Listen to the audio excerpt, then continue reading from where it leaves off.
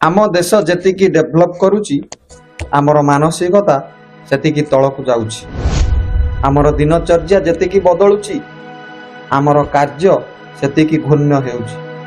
आमर खाद्य पोशाक पिंधिबा जेतिकी बदलुची आमर भाषा व्यवहार ताठारु कुत्सित हेबारे लागिछि। निशा आजी आमकू नरक को ठेली देइछि। एही निशा आजी मनिषकू अमनिष करी पशु करी देइछि। निशाशक्त मनिष आजी बुद्धि विवेक मनुष्यत्व हराई करिछि एक अमानुषिक बर्बर कांड, जहार परिणति होइछि अति भयंकर। आउ यही समाज छेप पकाउछि पुला पुला सेही मनिष उपरे। गोटिए निरीह निराश्रयी पागेली सहित होइथिला गण दुष्कर्म।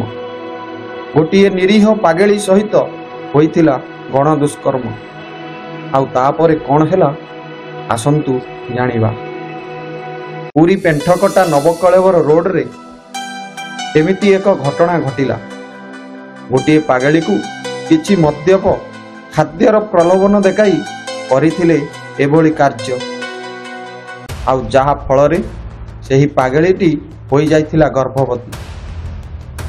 नवद्वीपरू आसीथिबा गोटिए बंगीय महिला निजर मानसिक शक्ति हराई बसिथिबारु पागेली होई पुरीर विभिन्न स्थान रे घुरी बुलुथिले। केतेबेले गुंडीचा बाड़ी रे तो केतेबेले समुद्र कूल रे, केतेबेले सिंहद्वारे तो केतेबेले पेंठकटारे।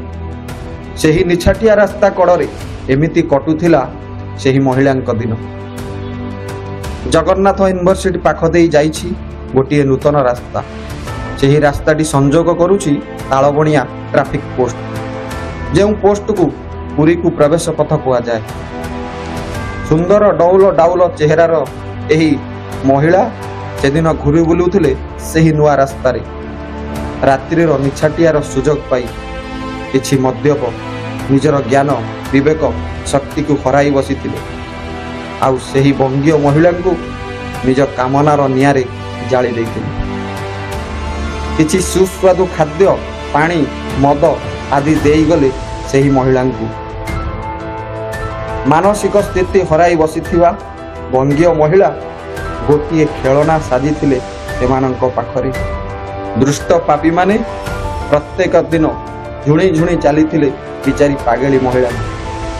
समाजर समस्त नियम दया क्षमा विचार विवेक मनीषपणिया हजि जाइथिला सेमानंक ठारे। अंध होई जाइथिले नारीर शरीर को देखि। से पुणी जणे असहाय पागेली महिला जी निजे जानी पारंतनी ता देहरे वस्त्र अछि ना नाही। पाशविक अत्याचार कौन से कथा बा से केउठु जानिबे। शरीरर जंत्रणा सेही शरीर रे लिभि जाए। समय गड़ी चले। खरा दिन परे वर्षा दिन आसे।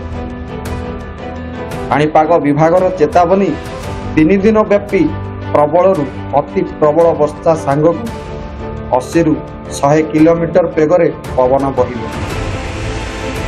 पुरी रे सेदिन प्रबल वर्षा हेउଥାଏ। आउ ता सांगकू पवन। सिंहद्वार ठारू गुंडीचा बाड़ी पर्यंत लोकमानंकर यातायात न थाए। समस्ते निज निज घरे। किंतु पागेलीटी एही झड़ वर्षा रे सिंहद्वार बड़ दांड रे चाली चाली जीवार देखा मिले। हेले ये कौन यही घोर झड़ बतास समय रे पागेलीटीर ये की अवस्था। देहरे लुगा नहीं, पेट आग को बढ़ी जाइछि। एहार अर्थ पागेलीटी गर्भवती अछि। ए अवस्था को सेठार किछि लोक देखि खंडिए लुगारे सेही पागेलीर शरीर को ढांकी देइथिले। हेले आउ कौनसी साहाଯ୍य करिबा पई केही आगो को आसी नथिले।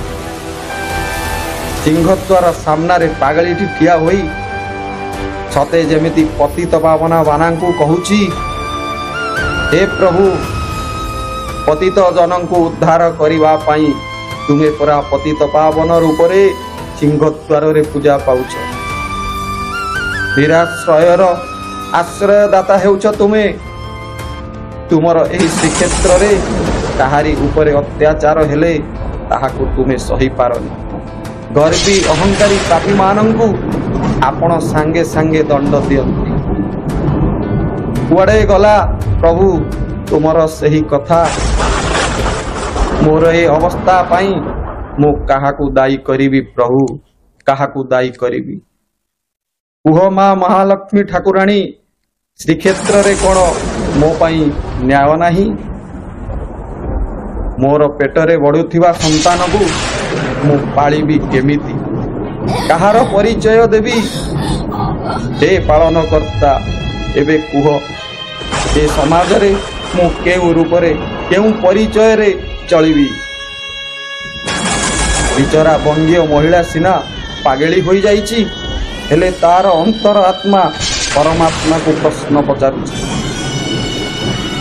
ମହାପ୍ରଭୁଙ୍କ ନୀଳଚକ୍ର ବାନା ଆଜି ଫରଫର ହୋଇ ଉଡ଼ୁନାହିଁ। ଭକ୍ତ ଶୂନ୍ୟ ବଡ଼ଦାଣ୍ଡ। ଏହି ନୀରବତା ସମୟରେ ନୀଳଚକ୍ର ଉପରେ ଗୋଟିଏ ବିଜୁଳି ଚମକି ଉଠିଲା। ଆଉ ତାପରେ କ'ଣ ହେଲା ଦେଖନ୍ତୁ ଆଗକୁ। କଥାରେ ଅଛି, ଯାହାର କେହି ନାହିଁ ତାହାର କାଳିଆ ଅଛି। ଏମାର ମଠର 2 ଜଣ ବାବାଜୀ ଶ୍ରୀମନ୍ଦିର ଭିତରକୁ ଯାଇଥିଲେ ମହାପ୍ରଭୁଙ୍କୁ ଦର୍ଶନ କରିବା ପାଇଁ। ଦର୍ଶନ ସାରି ଓଦା ଜୁଡ଼ୁବୁଡ଼ୁ ହେଇ ଫେରିବା ବେଳକୁ ପାଗେଳିଟିକୁ ଏଭଳି ଝଡ଼ ବର୍ଷାରେ ସିଂହଦ୍ୱାର ସାମ୍ନାରେ ଠିଆ ହୋଇଥିବାର ଦେଖି ଚମକି ପଡ଼ିଲେ। ଓଦା ଜୁଡ଼ୁବୁଡ଼ୁ ସାଙ୍ଗକୁ ଭିଜା ଶରୀର ବାବାଜୀ 2 ଜଣଙ୍କ ମୁଣ୍ଡ ତଳକୁ ହୋଇଗଲା। କାରଣ ପାଗେଳିଟି ଗର୍ଭବତୀ ଥିଲା। ଉପାୟ ଶୂନ୍ୟ ହେଇ ଜଗନ୍ନାଥଙ୍କୁ ଡାକି ପାଗଳିଟିକୁ ନେଇଗଲେ ମଠକୁ। ଆଉ ସେଠାରେ ତାକୁ ଶୁଖିଲା ବସ୍ତ୍ର ସାଙ୍ଗକୁ ଖାଦ୍ୟର ମଧ୍ୟ ବ୍ୟବସ୍ଥା କରିଦେଲେ। ଏମାର ମଠକୁ ଆସିଥିଲେ ଜଣେ ଭକ୍ତ। ଟଙ୍କା ପଇସାରେ କୌଣସି ଅଭାବ ନଥିଲା ତାଙ୍କର। ଆଉ ଅଭାବ ଥିଲା ଯଦି ନଥିଲା ତାଙ୍କର ସ୍ତ୍ରୀଟିଏ। କାରଣ ତାଙ୍କ ମୁହଁ ସାରା ଆବୁ ହୋଇଯାଇଥିବାରୁ ସେ ଆଜି ପର୍ଯ୍ୟନ୍ତ ବିବାହ କରିପାରି ନଥିଲେ।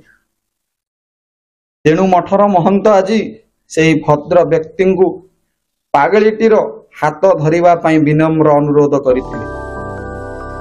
କହିଥିଲେ, ବୋଧ ହୁଏ ମହାପ୍ରଭୁ ଜଗନ୍ନାଥ ତୁମ ଦ୍ୱାରା କିଛି ମହତ କାର୍ଯ୍ୟ କରିବା ପାଇଁ ଚାହୁଁଛନ୍ତି। ତାଙ୍କୁ ବିଶ୍ୱାସ କର, ଆଉ ଏ ପାଗଳିଟିକୁ ସବୁଦିନ ପାଇଁ ନିଜର କରିନିଅ। ତା ପେଟରେ ଯେଉଁ ସନ୍ତାନ ଅଛି ତାଙ୍କୁ ତୁମର ପରିଚୟ ଦେବ। ଏହାଦ୍ୱାରା ତୁମର ମଙ୍ଗଳ ହେବ। ସେହି ଭକ୍ତ ଜଣଙ୍କ ମହନ୍ତଙ୍କ କଥାରେ ରାଜି ହୋଇଗଲେ।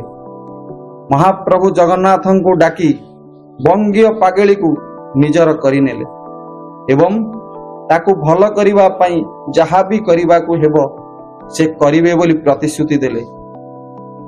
ମହାପ୍ରଭୁ ଜଗନ୍ନାଥ ପାଗଳିକୁ ଦୁନିଆରେ ବଞ୍ଚିବା ପାଇଁ ଜୀବନ ସାଥୀଟିଏ ଖଞ୍ଜିଦେଲେ। ଏବେ ବାକି ରହିଲେ ସେହି ପାପୀମାନେ, ଯେଉଁମାନେ ଏଭଳି ପାପ କରିଥିଲେ। ଜଣଙ୍କର ଟ୍ରେନରୁ ପଡ଼ି ଗୋଡ଼ କଟିଗଲା। ସେ ଆଜି ପର୍ଯ୍ୟନ୍ତ ଗୋଟିଏ ଗୋଡ଼ରେ ବାଡ଼ିଟେ ଧରି ଚାଲୁଛି। ନିଜର ଦୈନନ୍ଦିନ କାର୍ଯ୍ୟ କରିବା ପାଇଁ ଅସମର୍ଥ। ଭିକ ମାଗି ବର୍ତ୍ତମାନ ଚଳୁଛି। ଭିକ ମଧ୍ୟ ତାକୁ ମିଳୁନାହିଁ। ଦ୍ୱିତୀୟ ଜଣଙ୍କ କୁଷ୍ଠରୋଗ ହେବା ଦ୍ୱାରା କଲରା ହସ୍ପିଟାଲରେ ପଡ଼ିଛି। ଏମାନେ ବଞ୍ଚିଛନ୍ତି ସତ, ହେଲେ ମରିବା ଭଳି ସମାନ। କଲରା ହସ୍ପିଟାଲରେ ତାଙ୍କର ନିଜସ୍ୱ ଲୋକମାନେ ମଧ୍ୟ, ପରିଜନମାନେ ମଧ୍ୟ ଯାଉନାହାନ୍ତି। ଘୃଣାରେ ତାକୁ ଠେଲି ଦେଉଛନ୍ତି। ଆଉ ଦେହଯାକ ଘା ହୋଇ ଖାଲି ପୂଜ ବାହାରୁଛି। ଦର୍ଶକ ବନ୍ଧୁ, କଥାଟି ଏଠାରେ ସରିନି। ଦୀର୍ଘ 2 ବର୍ଷର ବ୍ୟବଧାନ ପରେ ଏମାର ମଠର ସେହି ଭକ୍ତ ଜଣଙ୍କ ପୁନର୍ବାର ମହାପ୍ରଭୁ ଜଗନ୍ନାଥଙ୍କୁ ଦର୍ଶନ କରିବା ପାଇଁ ଏମାର ମଠକୁ ଆସିଥିଲେ। ଆଉ ତାଙ୍କ ସାଙ୍ଗରେ ଥିଲେ ତାଙ୍କର ସେହି ପାଗେଳି ପତ୍ନୀ।